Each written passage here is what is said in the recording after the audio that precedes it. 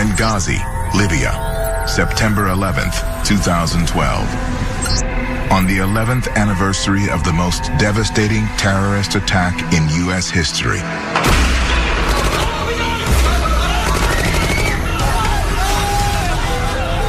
The United States consulate is overrun by militant rebels and set ablaze. American Ambassador Christopher Stevens and 3 diplomatic aides are murdered.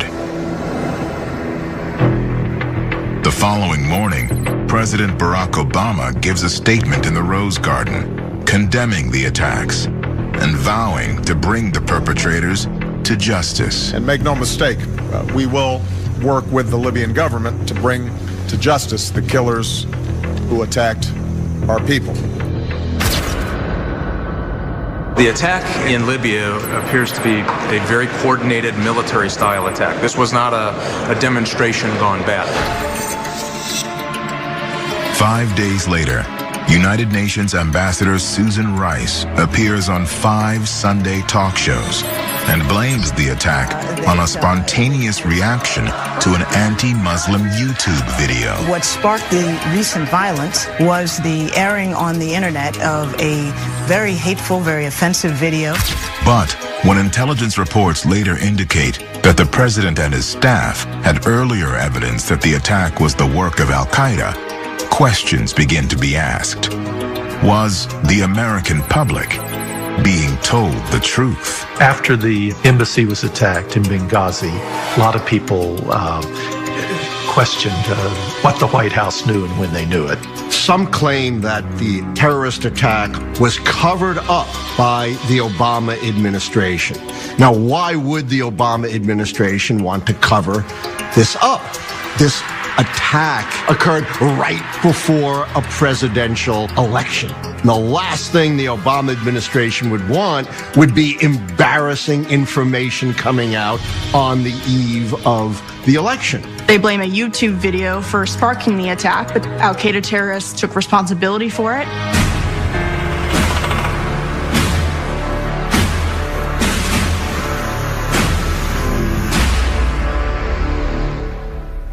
There clearly were intelligence failures. There clearly was great confusion about what had happened. The administration made a mistake. They did not have sufficient security. People said, we need more security. They didn't get it. Could the murders have been prevented? And why was President Obama reluctant to blame al-Qaeda? The U.S. consulate had asked for multiple rounds of security, was denied it. The cover-up part comes in when the administration is campaigning on the idea that al-Qaeda is no longer a threat to the United States. The goal of the Benghazi September 11th assassinations was to embarrass Obama, to refute his contention that al-Qaeda was defeated. Al-Qaeda, of course, is not defeated. Well, the Vice President of the United States told the American people that it was an intelligence failure, that they had been told that the YouTube video had sparked the attack.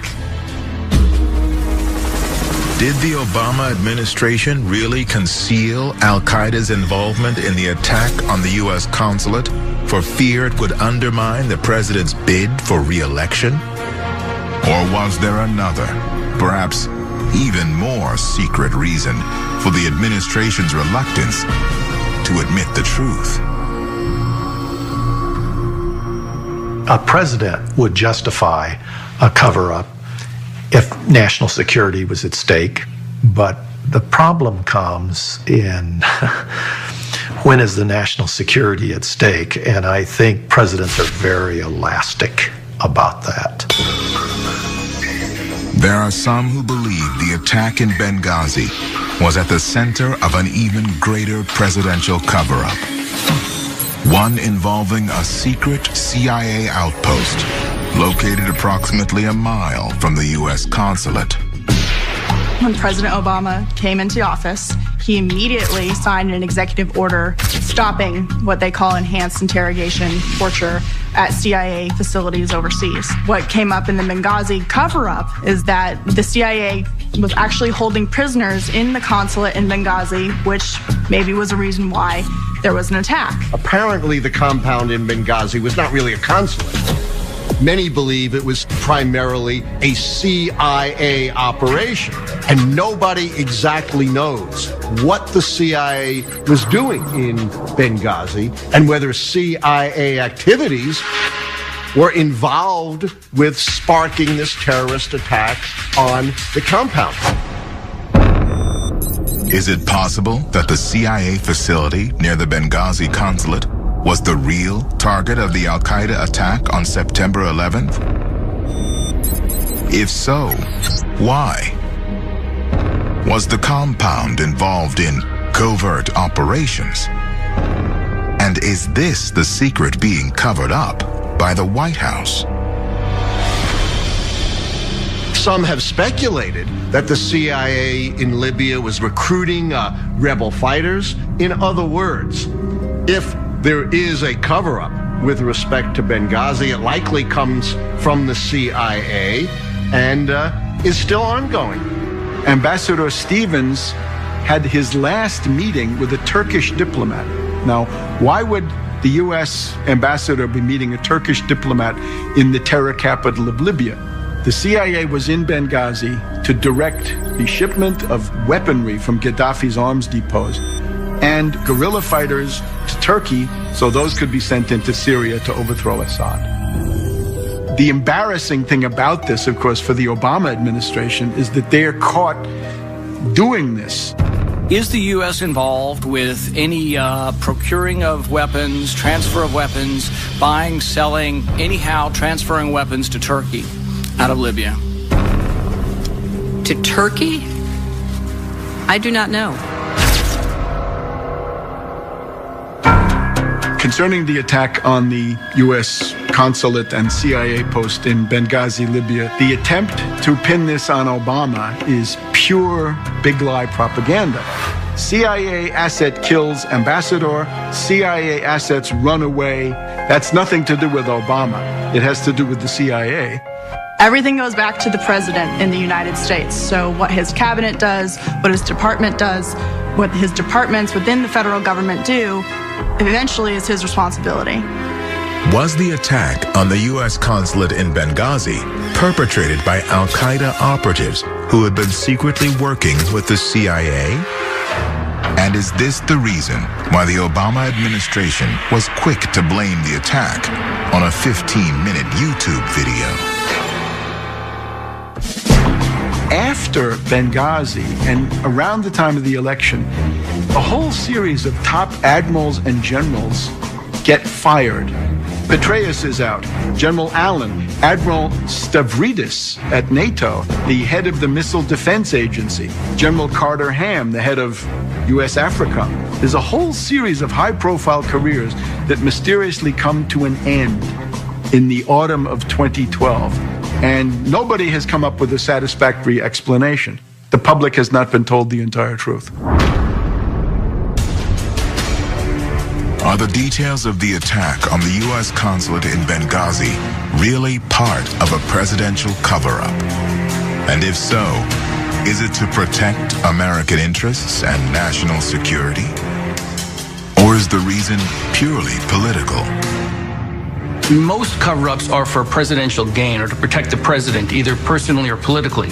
All governments like to operate in secret, and whether you come in as a liberal or conservative, once you're in power, you seem to prefer to operate in the shadows or secretly. There's a great temptation to think, I have to save my political behind. And so what I'll do is I'll declare something secret that shouldn't be. Sometimes you get away with it.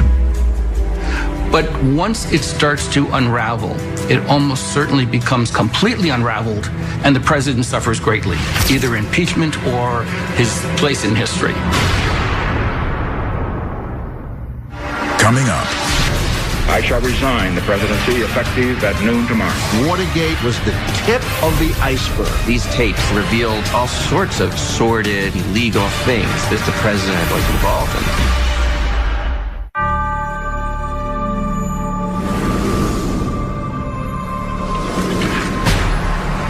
Washington, D.C., June 17th, 1972. The Watergate office and apartment complex. 5 burglars break in to photograph documents and plant listening devices at the Democratic National Committee headquarters located inside the landmark building. A security guard notices tape covering the latches on the office doors. The burglars are caught red-handed and arrested. Upon questioning, the police discover that the men, later identified as a clandestine group known as the White House Plumbers, are operating on behalf of President Richard Nixon's re-election campaign. The White House Plumbers were experts at break-ins and other illegal activities. Their main function for Nixon was to stop the types of leaks that occurred when, for example, the Pentagon Papers were disclosed by Daniel Ellsberg. They, in a somewhat humorous fashion, put a sign on their door at the White House in a secret location that just said, "Plumbers." The Plumbers included a former CIA intelligence officer named E. Howard Hunt. E. Howard Hunt recruited some Cubans that he'd worked with in the early 1960s when the Eisenhower administration and then the Kennedy administration tried to overthrow Fidel Castro. When the Watergate burglars are arrested by the Washington police in June of 1972, and their names reach the White House, Nixon knows who E. Howard Hunt is. He understands immediately the challenge to him. A few days after the arrest of the Plumbers, President Nixon's press secretary Ron Ziegler dismissed the event as a third-rate burglary attempt. The cover-up, soon to be known simply as Watergate, had begun. I neither authorize nor encourage subordinates to engage in illegal or improper campaign tactics. The big question is, why did the Nixon administration care so much about covering up a petty burglary? The reason they cared is that the Watergate break-in was the tip of the iceberg of a raft of illegal, immoral, and abhorrent activities being conducted by the Nixon administration. If the reason for the break-in at